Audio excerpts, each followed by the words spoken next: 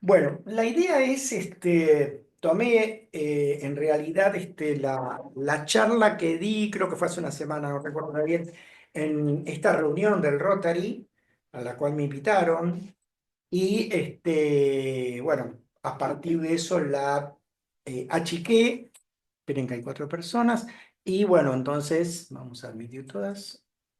Entonces, dije, bueno, vamos a tratar de hablar de estrés e inflamación. Un tema que es fundamental. Y ya así vamos a decir de entrada, como quien patea y rompe un poco, o quien abre en el juego del pool, ¿vieron cuando abre y plum? Le pegan a todas las bolas. Bueno, esto es más o menos lo mismo, la sensación que a mí me da. Los pensamientos son generadores de emociones y viceversa. Esto dicho así es como que, bueno, no sé, que es un graffiti que está no sé, en Boedo, en Palermo. No, esto es, puede creer uno que es un graffiti, pero es algo muy importante, porque la relación estrecha que existe entre pensamientos y emociones es muy, muy íntima. De hecho, los neurocientíficos o algunos neurocientíficos dicen, en realidad no hay diferencia entre ambos. Siempre están interconectados y son como si fueran la cara o las dos caras de una misma moneda. No importan esas disquisiciones, pero sí es importante pensar de que si uno cree que puede ser racional y aislarse de los pensamientos, hablamos en términos no patológicos, sino emocionales habituales de todos los neuróticos que habitamos esta tierra. Si uno cree que se puede separar, vamos a llamar así, de la emoción, porque voluntariamente quiere hacerlo, está absolutamente equivocado. Que uno la pueda llegar a tratar de reprimir o de frenar cuando aparece algún pensamiento, bueno, puede ser, pero no va a durar tanto, más cuando uno le genera a la mente esa imposición de limitaciones. Cuando uno a la mente le genera una imposición de limitaciones, la mente habitualmente se revela. Es esa ejemplo de pueden ver todo lo que quieran, pueden pensar en todo lo que quieran, menos en un elefante rosa, y que todo el mundo termina teniendo la imagen de un elefante rosa, pensando en un elefante rosa, no sé, oliendo un elefante rosa, todo. Bueno, esto es lo mismo.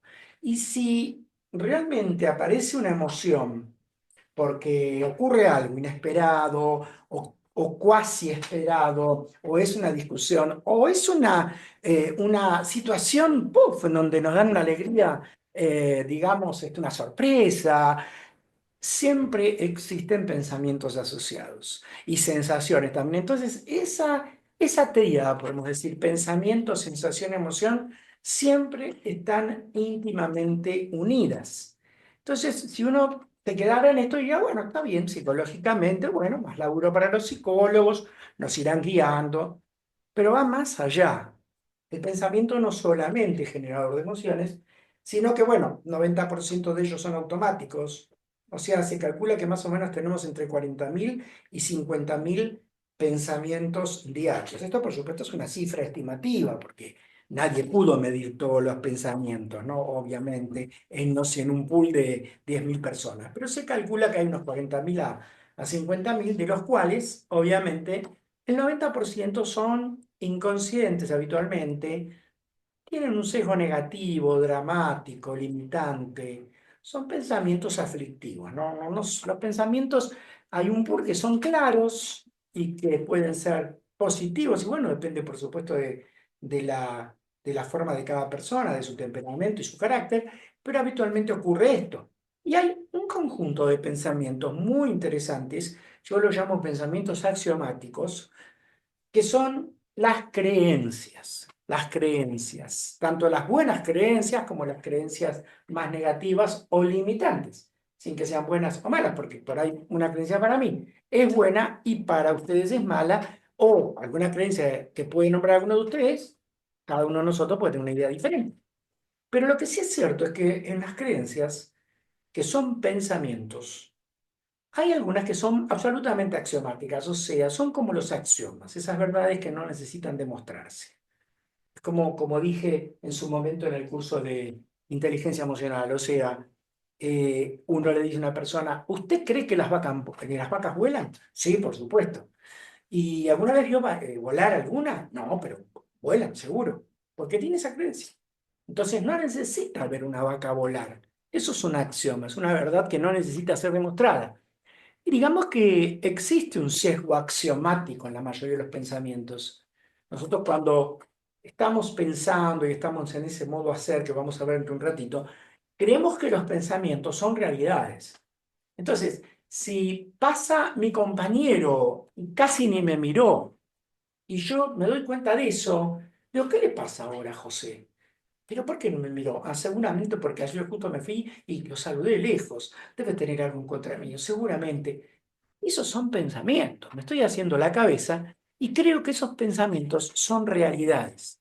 Entonces, eso es lo que ocurre. Muchas veces también nos criticamos, nos automutilamos, digamos así. Eso es otra área dentro de la mente que se llama autocrítico interno, por eso lo pusimos ahí, que se nutre, porque todo esto se nutre una de las otras, ¿no? O sea, de alguna manera el autocrítico interno se nutre de algunas creencias y algunas creencias refuerzan el autocrítico interno y viceversa. Esto es como una especie de ovillo, se va generando todo un ovillo, una madeja, que es muy difícil. Y fíjense que, claro, también son generadores de emociones y las emociones pueden reforzar todo esto. Entonces, esto es, por supuesto, didácticamente lo que tenemos en el matete, lo que tenemos en la cabeza. Más o menos la mente funciona así. Hay dos modos operativos de la mente. Uno que se llama modo hacer, que ocupa más o menos el 50%, en realidad el 47-48% del tiempo de vigilia. Y el otro 50% no sabemos si estamos siempre en modo ser, que es la contraposición. Estamos a veces en estados intermedios, que bueno, estamos en otro lado y por ahí no es que haya habido un trabajo que diga, bueno, acá tanto y tanto, pero sí hay un trabajo, no es este que yo puse acá, que son siempre las citas bibliográficas que tienen algunos slides son orientativas, no quiere decir que ahí justo van a encontrar esto exactamente, porque esto es producción propia de nuestro comité, pero el modo hacer es el modo habitual, es el modo operativo habitual de la mente. Es como si vos tuvieras tu computadora y yo te dijera, che, ¿cuál es tu sistema operativo? Windows. Ah, mira vos, yo tengo tal. Vos, esto es lo mismo. La mayoría de las veces la mente actúa en modo hacer, que es un modo más racional, es un modo en donde los pensamientos son creídos como verdades, y eso trae grandes problemas. Es un modo que no está estático, es un modo que está en movimiento. Y ustedes me dirán, ¿pero qué es? Cuando uno está corriendo de un lado para el otro, no necesita hacer movimiento físico, aunque se puede traducir en movimiento físico. Puede ser movimiento mental nada más. El ejemplo que di de que José, seguro que ahora me miró mal, porque eso es modo hacer. Estoy moviéndome de un pensamiento al otro y sacando conclusiones, tal vez tomando cosas del pasado, ¿sí? Y a la vez también como elucubrando posibles futuros. Y el pasado en realidad no es un tiempo activo, no es un tiempo actual, ni el futuro tampoco, es algo hipotético. Entonces el único tiempo que tenemos es el presente. Pero el modo hacer se relaciona más con hacer cosas o pensar cosas, tener, desear, buscar, solucionar, controlar, apegarse también. Pero no quiere decir que el modo hacer sea malo. No, muchas veces es muy operativo porque si yo tengo que concentrarme en algo y resolverlo, bueno, uso el modo hacer. Me concentro y voy ejecutando todas las tareas que mi mente, en su modo racional, sabe que tiene que hacer. El tema es cuando se va de mambo y cuando empezamos a rumiar pensamientos como el ejemplo de si José me saludó o no, me miró poco o mucho. El modo ser es absolutamente lo contrario, como modo operativo de la mente. Está más centrado en el presente, es un modo más vivencial, más experiencial, en donde la experiencia está basada en el momento presente. Es como que el momento presente me invade. Y entonces yo me dejo llevar por la experiencia de ese momento. Tiene que ver mucho más con los sentimientos, con las emociones, las sensaciones. Se registran. En el modo hacer, no. Es como que quedan en ni segundo ni tercer plano. Prácticamente están en el subsuelo. Entonces, este modo ser está más relacionado con el sentir, con el intuir, con el permitir ser, con el fluir, con el socializar, con el cuidar, con el reparar, con el soltar en vez de apegar, ¿no? Entonces, si tenemos estos dos modos, el tema es, bueno, ¿cómo podemos hacer para no caer tanto en el modo hacer improductivo y cuando podemos estar en el modo ser para sentirnos más presentes? Y esto se hace a través de técnicas. Entre ellas, por supuesto, está el mindfulness. Y también la meditación, ayudan el yoga, la caminata y el ejercicio físico, etcétera. Ya lo vamos a ver. Entonces, no es que yo quedo acá, cercenado a esto. No, puedo estar consciente y tratar de elegir estar presente, sentirme presente en la experiencia actual todas las veces que pueda. Entonces, esos pensamientos que son habitualmente desvalorizantes, esto es algo bastante común en la mayoría de los adultos, pensamientos que nos desvalorizan nosotros mismos con el autocrítico, ¿no? O porque en nuestra crianza, nuestro estilo de apego, por ahí tuvimos más pensamientos desvalorizantes de nuestros padres, en la escuela, etcétera, y que tienen que ver con el crecimiento de ese autocrítico interno, la aparición de limitaciones y la suposición de escenarios dramáticos.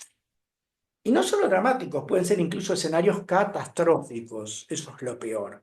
Y por ahí pensamos en escenarios dramáticos catastróficos y si empezamos a hacer un raconto del último año, de los últimos meses, prácticamente por ahí el 75-80% son escenarios dramáticos y catastróficos que nunca ocurrieron y que yo gasté un montón de energía con mi mente en donde los creé de alguna manera, los alimenté, los di vuelta, los remastiqué. Es como cuando masco un chicle, ¿no? Entonces voy como mordiéndolo en diferentes partes y el chicle va largando sabor con la saliva, Bueno, esto es más o menos lo mismo, es como estuviéramos degustando estos pensamientos que, como son de este tipo, se los llama inflamatorios.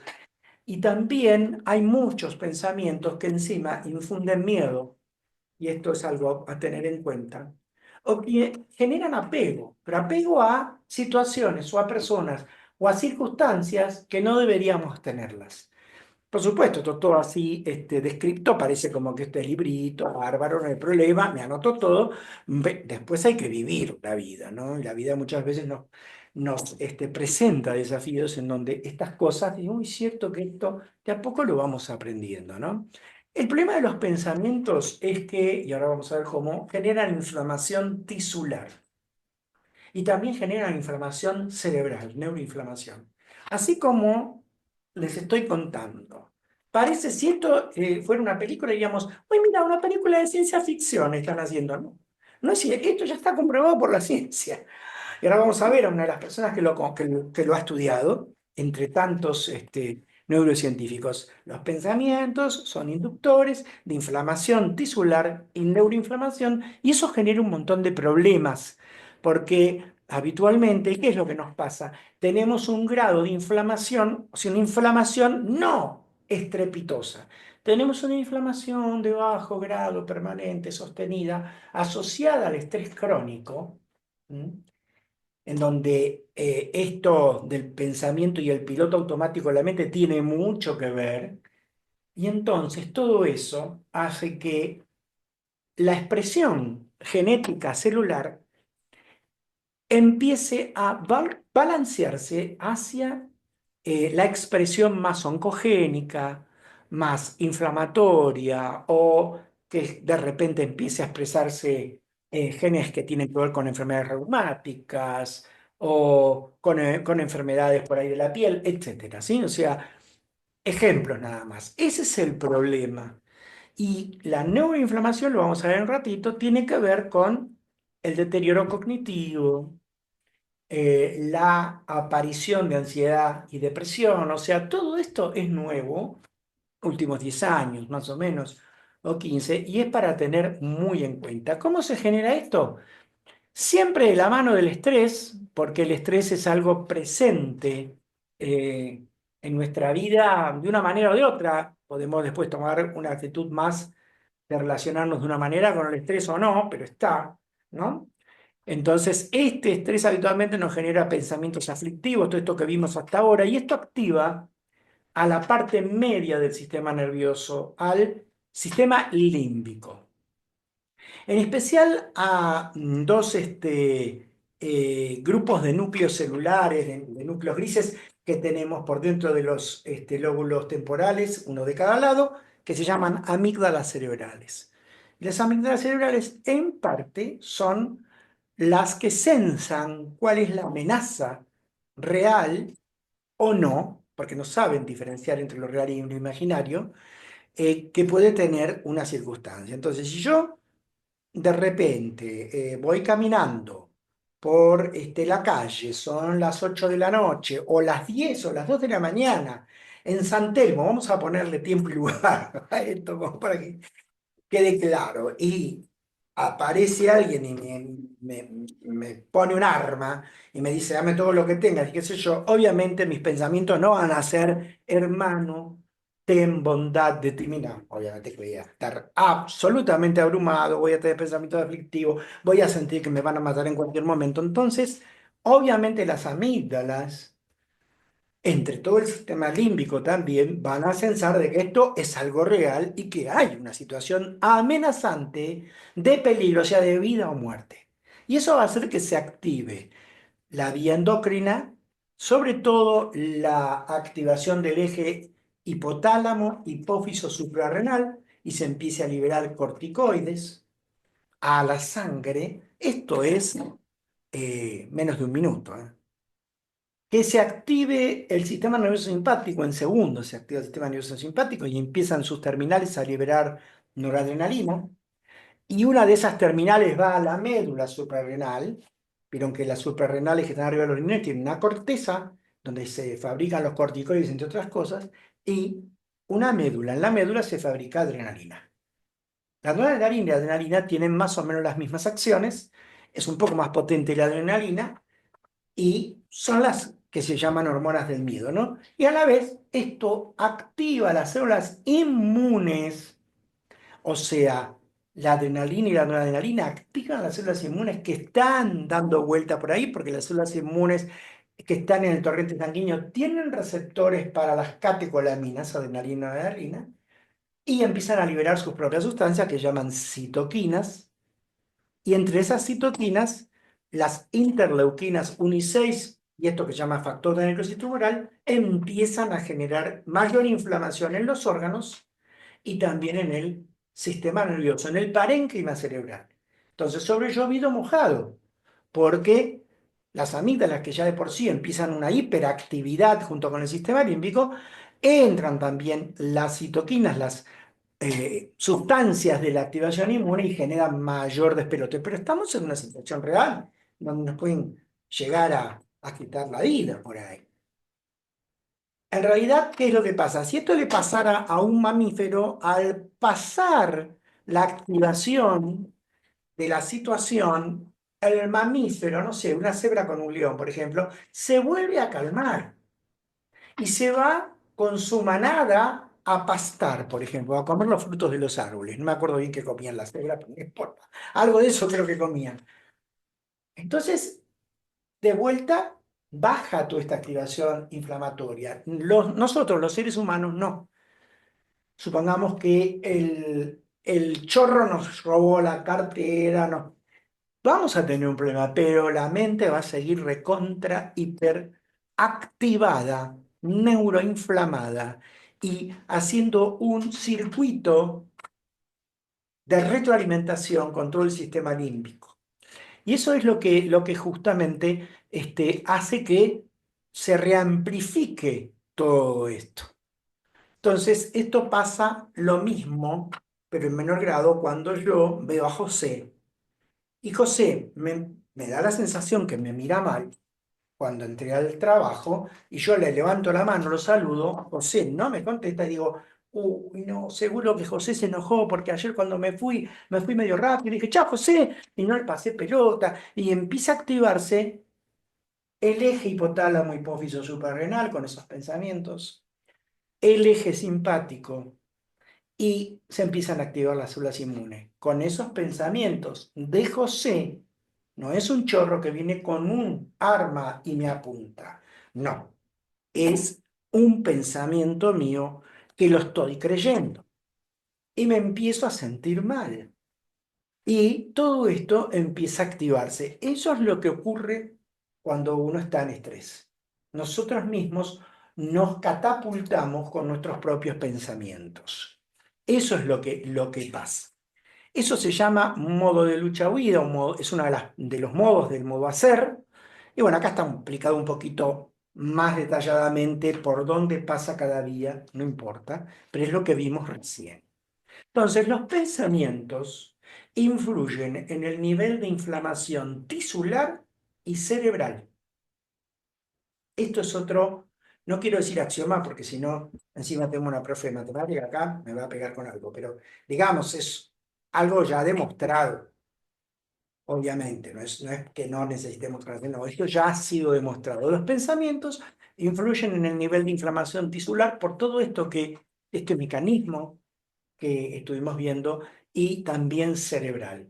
Y esto es habitual. Entonces nosotros, como estamos siempre rumiando, lo que le decía, creo que no terminé de decirlo, en el año 2010, Matthew Killingsworth y Daniel Gilbert en la Universidad de Harvard publican lo primero lo publican en la Gaceta y después lo mandan a Science, creo, una publicación en donde a 2.500 personas con unas entrevistas que le hacían por su celular o lo llamaban telefónicamente en diferentes momentos, veían en qué estaban pensando, qué estaban haciendo en ese momento y cómo se sentían. Entonces ellos, con esta investigación, que tuvo un banco de datos de más de 30.000 registros, o sea, estadísticamente bastante significativo, concluyen que el 47% del tiempo la mente está en piloto automático, o sea, está pensando en otra cosa mientras yo estoy cocinando, estoy pensando en cómo me peleé con mi mujer, o cómo me peleé con mi marido, o cómo me peleé con mi jefe hace 2 horas, no sé. Entonces estoy pensando en eso, o estoy pensando en lo que hice mal, habitualmente con un sesgo negativo, no dramático, como suele trabajar la mente, mientras estoy cocinando, ¿no? Este, y claro, no me siento bien.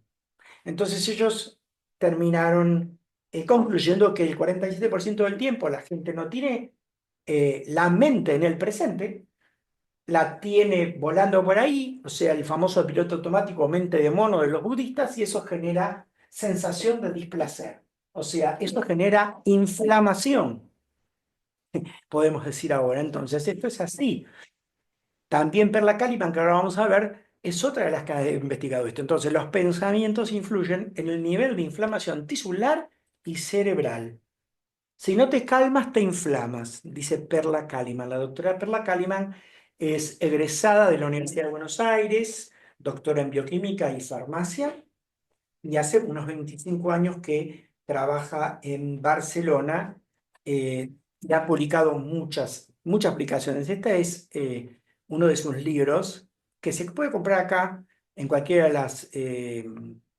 las librerías. La ciencia de la meditación de la mente a los genes, es de la editorial Kairos. Muy lindo libro.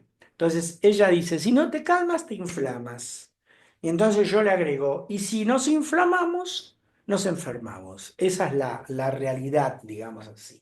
La neuroinflamación está, según varias publicaciones, relacionada con el deterioro cognitivo. De ahí a que esté relacionada con Alzheimer, etcétera, habrá que verlo, pero en principio con el deterioro cognitivo, con los cuadros de ansiedad, depresión, pero más estrechamente con la depresión, y con estos cuadros que yo les decía que se llaman cuadros de síntomas inexplicables, traducido del inglés al castellano, que son estos cuadros en donde, por ejemplo, la fatiga crónica, la fibromialgia, ¿no?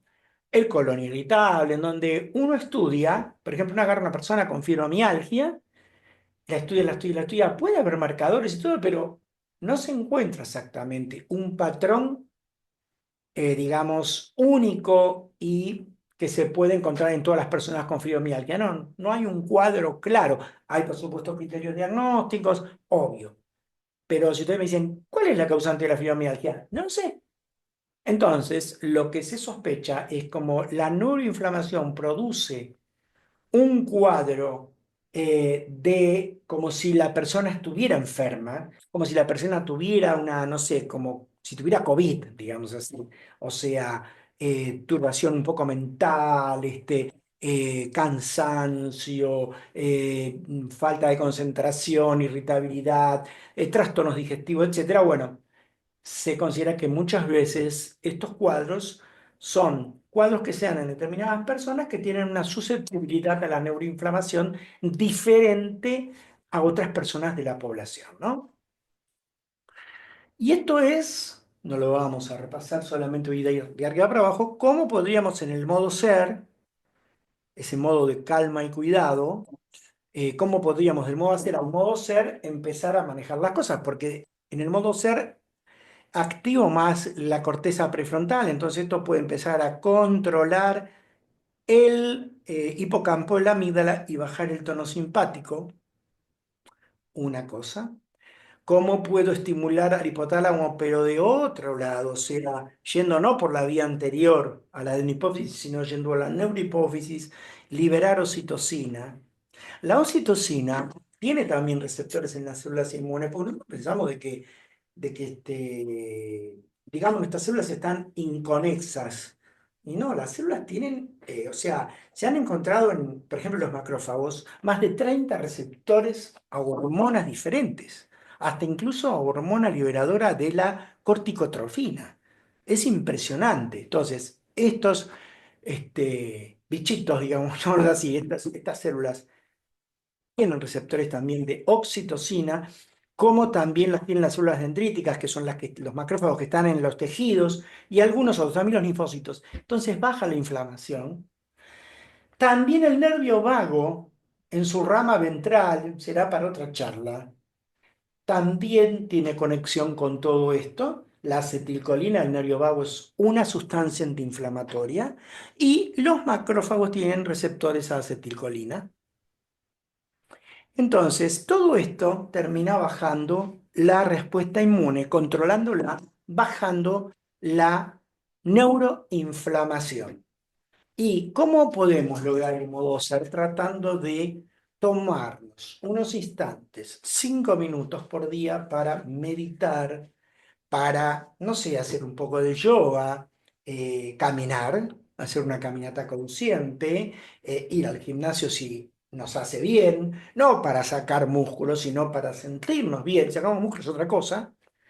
Entonces, esto es la forma de poder manejarnos para poder bajar toda esta inflamación.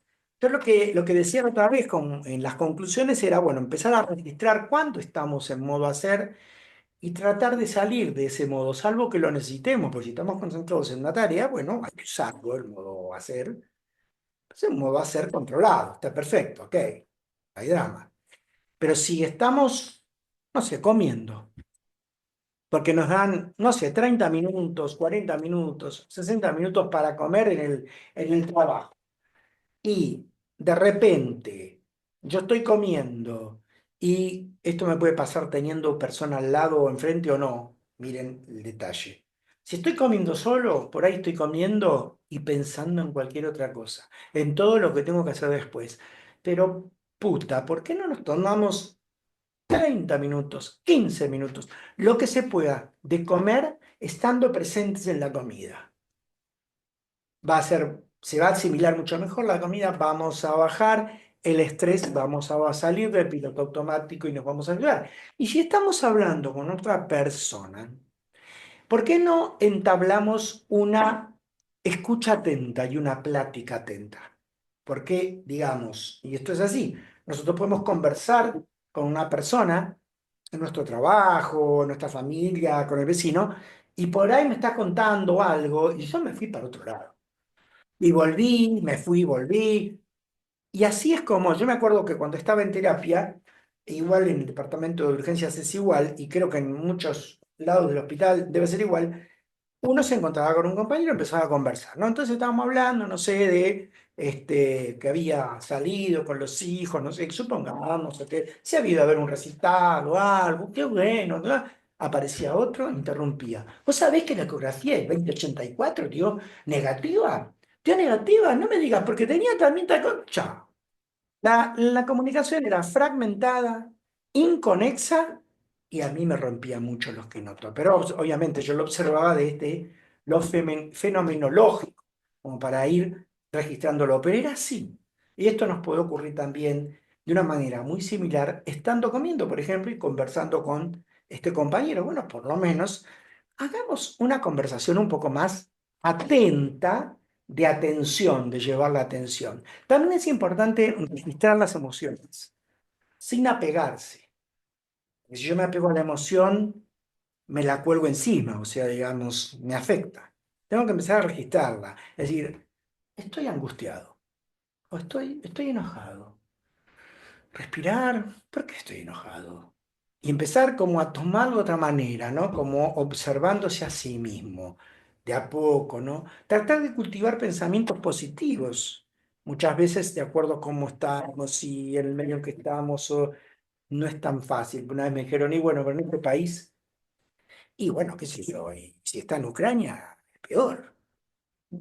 Lo hago como un chiste no tan gracioso, pero a ver, ahí sí que va a ser muy difícil que cultive pensamientos positivos. O sea, siempre la mente va a tender a pensar de que lo peor le está ocurriendo a uno. Generar entornos positivos. Es como cuando en una sala de pediatría empiezan a pintar y empiezan a poner dibujitos y todo eso. Eso es crear el entorno positivo, el entorno amable para el niño. Está fabuloso. Bueno, eso es lo que tenemos que hacer en nuestra cabeza, tratar de generar un entorno lo más positivo posible y cada vez que podamos, porque a veces no se puede, porque reaccionamos, pero cada vez que podamos elegir emociones agradables, las desagradables, agradables, ¿no? O sea, tratar de estar, digamos, un poco atentos al sesgo negativo, el sesgo dramático que tienden a ir los pensamientos, practicar un poco el desapego y la aceptación. Todos hemos tenido situaciones en nuestras vidas seguramente que hemos podido transitar la aceptación y en otras por ahí no. Pero bueno, a todo esto va colgado, no lo vamos a hablar hoy, en otro momento por ahí sí, el perdón, la gratitud, ay, la generosidad. Eso se llaman paramitas en el budismo. Caminata consciente es muy buena. La caminata es muy, muy, muy buena. Y si encima la caminata se hace en forma consciente, por tramos, o sea, le voy a dar dos ejemplos.